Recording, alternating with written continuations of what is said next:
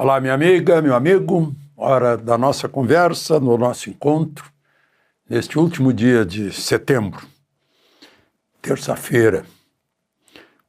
Eu queria registrar que ontem eu falei sobre Machado de Assis.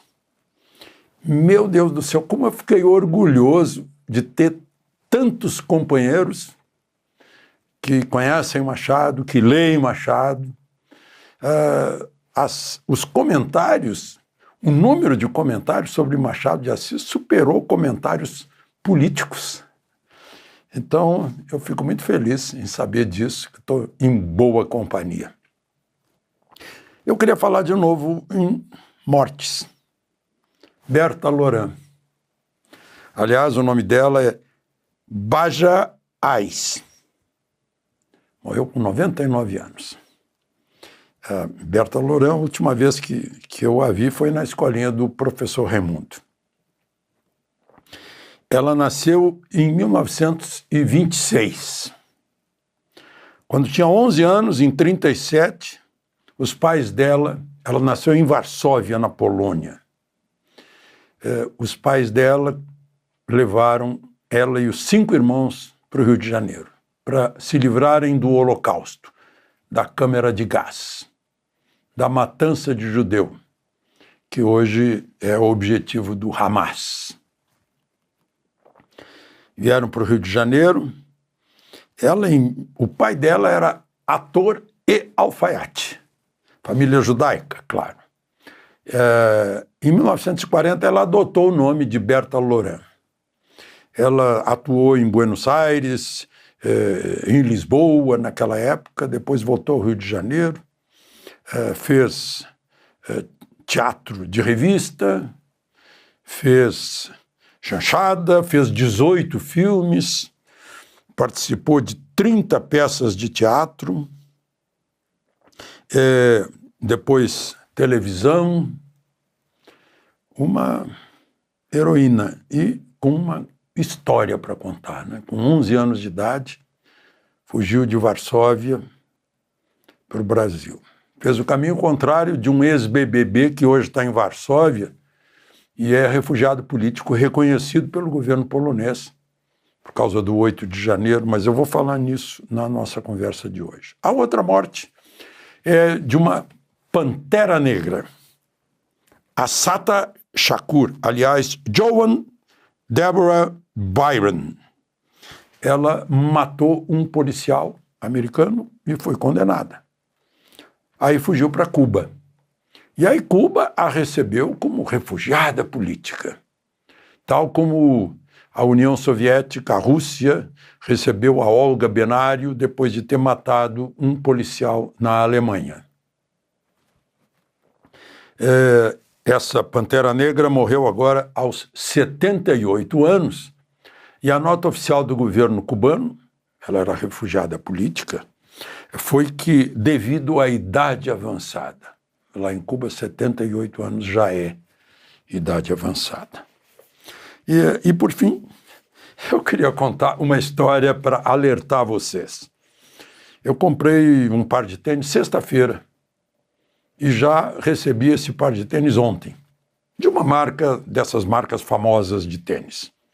Estou contando isso porque eu comprei tênis ortopédico Titanium, no dia 24 de agosto, de uma tal de V-Eagle ou V-Eagle ou Veagle, para vocês entenderem bem, está aí o logotipo deles.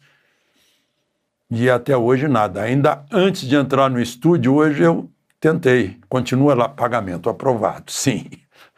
E nada mais. E eu vejo que muita gente entrou nessa também. Então, fico alertando vocês para essa V-Eagle ou Veagle. Lembre-se de se inscrever e ao final de deixar o gostei ou não gostei.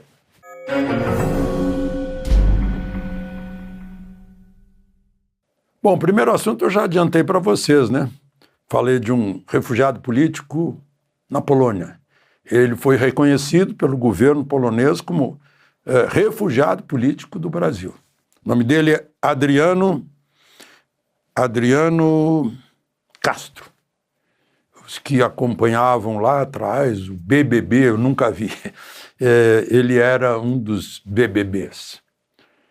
Jornalista, ele teria mostrado o deslocamento das pessoas, dos manifestantes no 8 de janeiro, desde o acampamento na frente do QG até a Praça dos Três Poderes. Foi para Varsóvia. Mas por que eu estou falando nisso? É porque hoje ele estava no Parlamento Europeu.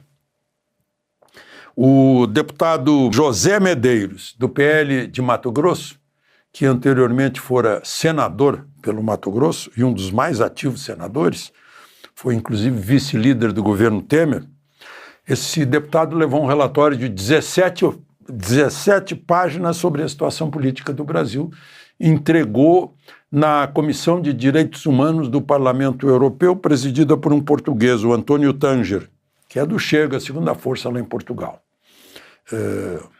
Tanto o ex-BBB quanto o deputado falaram lá no parlamento.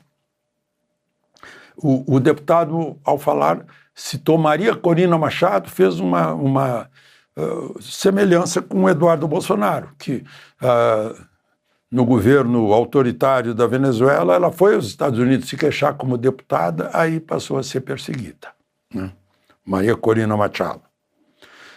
Bom, esse deputado, eu fui dar uma olhada na biografia dele, deputado José Medeiros, é uma das vítimas daquele movimento que está sendo denunciado pelo Eduardo Taliaferro, que está lá na Itália, né?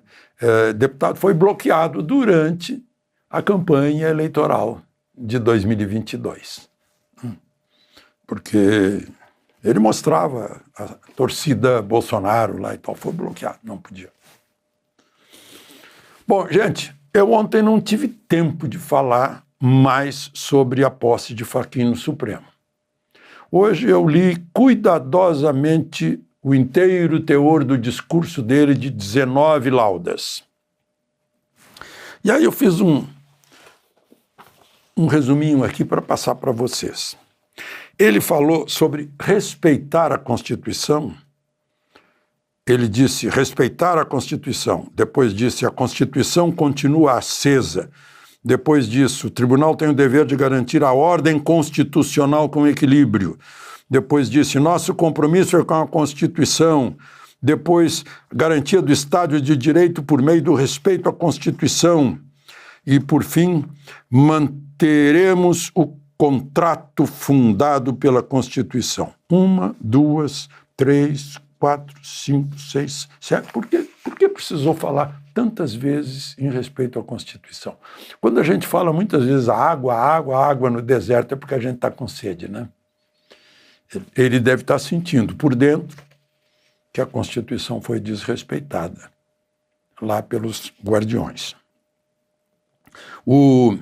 E aí, frases marcantes dele. As pessoas precisam ter razões para confiar no sistema de justiça. É verdade. Prometeu diz que a diretriz dele será austeridade sobre os recursos públicos. E com isso ele já mandou dizer que não queria o jantar tradicional de posse no dia da posse. Já economizou um jantar, né?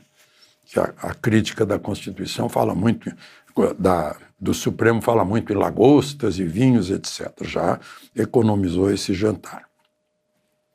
Outra coisa ele falou, foi um progresso, ele disse, a desinformação no universo digital e fora dele. Realista. Falou 2 vezes em segurança jurídica, 2 vezes.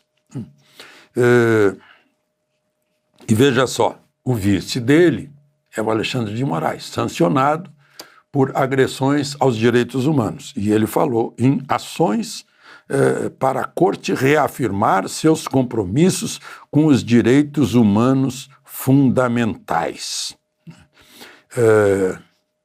E tem a frase que eu aproveitei no meu artigo que sai na manhã dessa quarta-feira em mais de 30 jornais.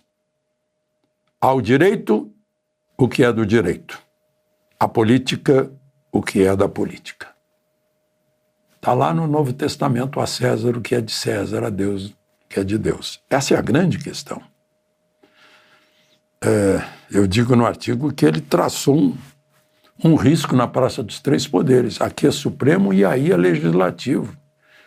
Política é com o Legislativo, não é com o Supremo. Com isso ele está contrariando Barroso, que disse que o tribunal virou tribunal político e não apenas um departamento do Judiciário.